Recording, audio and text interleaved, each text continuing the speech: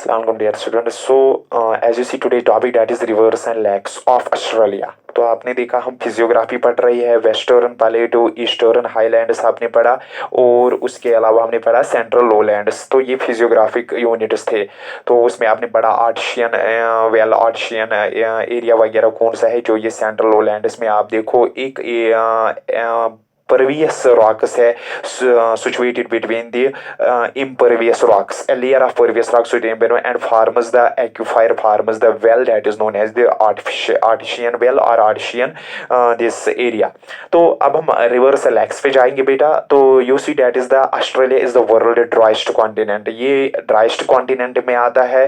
तो यहाँ पे ज्यादा आप देखो ड्राइनेस होती है, यहाँ रेनफॉल बहुत ही कम होती है। So Australia so there are few rivers. तो इसलिए आप देखो बेटा यहाँ पे बहुत ही कम रिवर्स होंगे, फ्यू रिवर्स, यहाँ रिवर्स भी कम है। So rivers are seasonal and get filled, यानी यहाँ रिवर्स सीजनल है। एक तो सीजनल और दूसरे होते हैं नॉन सीजनल।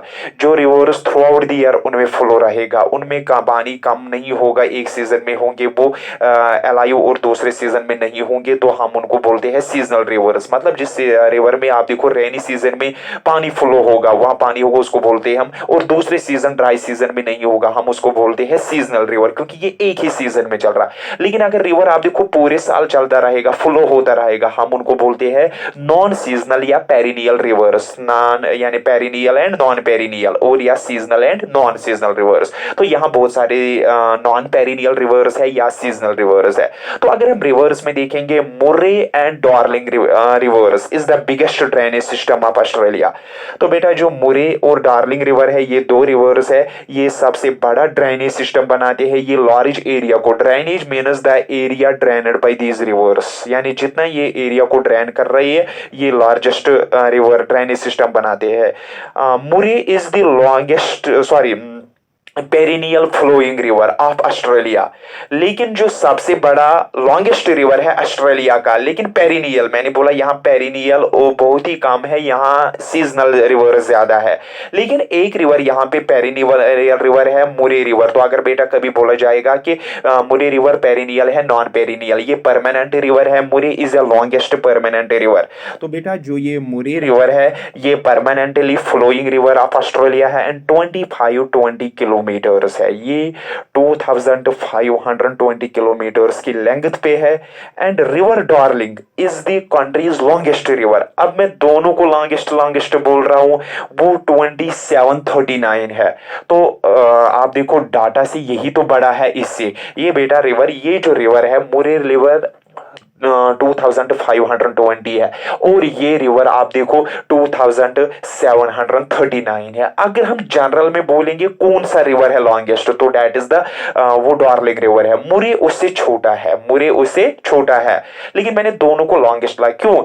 ये आप देखो पेरिनियल है, लेकिन ये कौन सा है? ये रिवर आप देखो दिस जो ये that is the Darling river. जो डार्लिंग रिवर है वो आपको पता है वो भी लॉन्गेस्ट रिवर है, लेकिन वो सीजनल रिवर है, नॉट पेरिनियल, यानी ये पेरिनियल नहीं रिवर है। तो ये बेटा जो ये डार्लिंग रिवर है, ये सारे रिवर्स में जो सबसे बड़ा रिवर्स है, चाहे पेरिनियल हो या नॉन पेरिनियल रिवर, उनमें आप देखो डेट इज द डार्लिंग 2739। लेकिन अगर हम खाली पेरिनियल रिवर्स की बात करेंगे, नॉन सीजनल की, उनमें सबसे बड़ा है that is the Murray river. Murray is the longest river but in the perennial rivers, and this Darling is the longest rivers in the seasonal rivers, but it is also the longest river in the all rivers. चाहे वो seasonal हो या perennial हो, उनमें भी ये बड़ा है 2739, और वो भी है, लेकिन वो पेरिनियल में बड़ा है।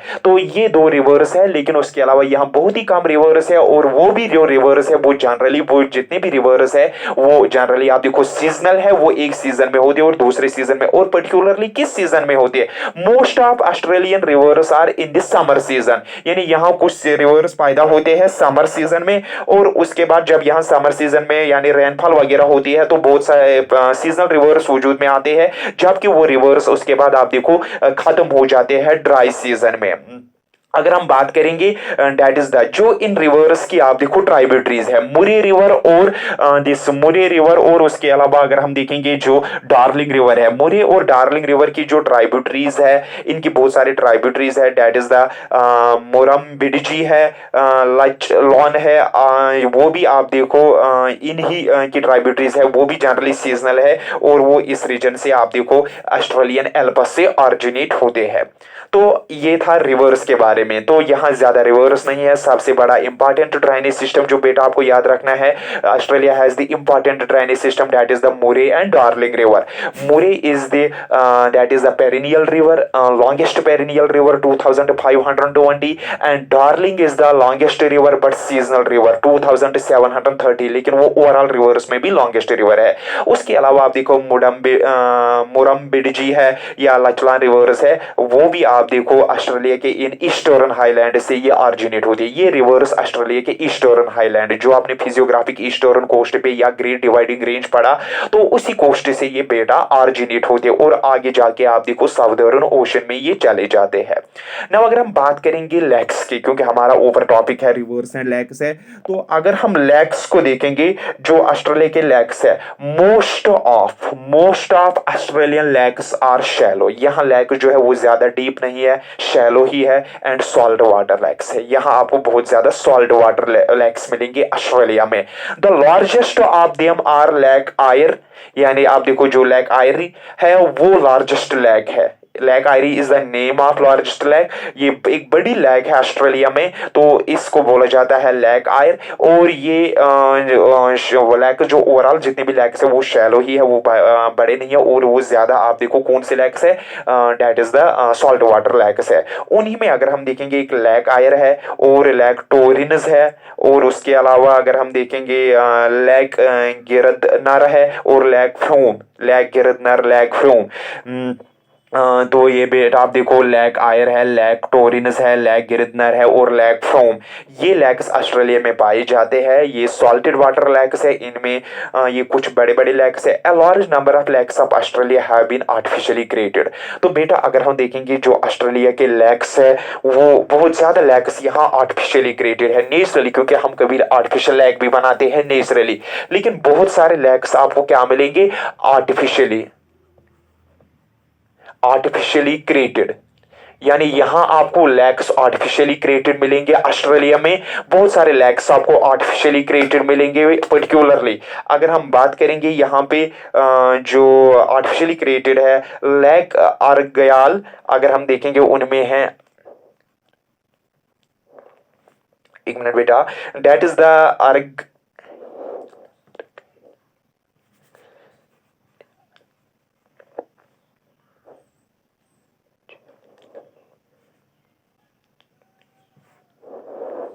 आर्गायल, आर्गाइल लेक, गॉयल जो लेक है ये आर्टिफिशियल लेक है।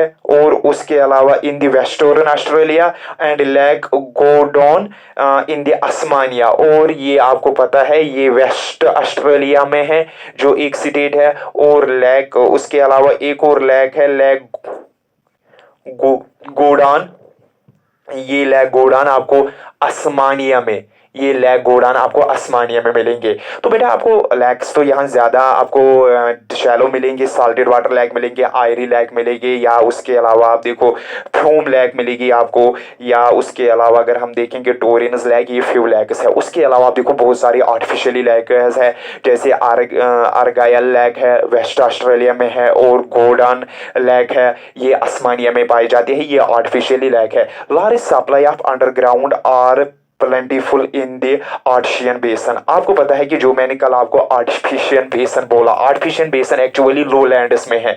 तो ये आर्टिफिशियन बेसन आपको पता है ये पोरस रॉक्स और इम्पोरस रॉक्स के दरमियान, यानी आप देखो ये इम्पोरस रॉक्स है, ये पोरस रॉक है, इम्पोरस रॉक है, और ये भी आप देखो इम्पोरस रॉक है। तो in impervious rocks a layer of impervious rock a layer of impervious rock situated between, तो इनके दरमियान आप देखो ये यहाँ पे ये पानी जमा रहता है इसमें, क्योंकि ना ये यहाँ से ऊपर जाता है ना यहाँ पे बहुत ही ज्यादा पानी जाता है।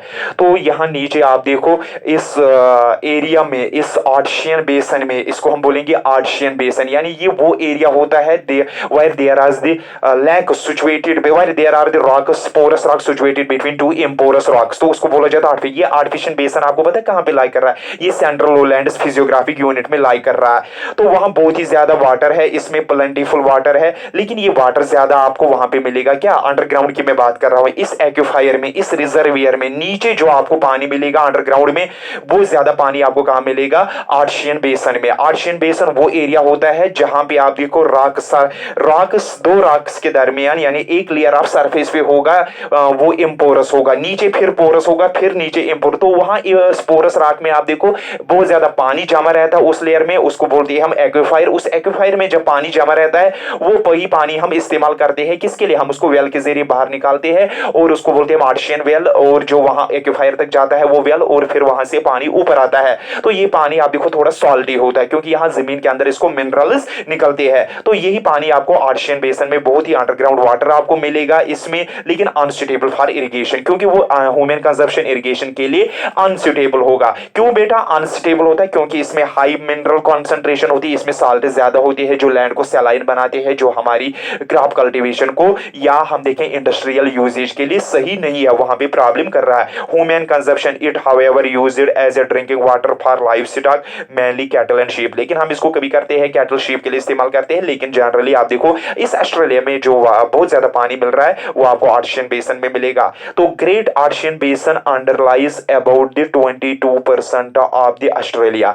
जितना ऑस्ट्रेलिया का एरिया है 22% उसको आर्शियन बेसन है, यानी ये वो एरिया जहां पे आपको नीचे दो नॉन पोरस रॉक्स के दरमियान एक पोरस रॉक मिलेगी, उनमें बहुत ज्यादा पानी है। ये 22% एरिया पे फैले हुए total occupying an area of 1.7 million square kilometre. अगर हम देखेंगे आर्शियन बेसन 1.7 मिलियन स्क्वायर किलोमीटर कर रहा है, ये ऑस्ट्रेलिया का 1.7 मिलियन स्क्वायर किलोमीटर बेटा के एरिया पे लाई कर रहा है ये ऑस्ट्रेलिया में।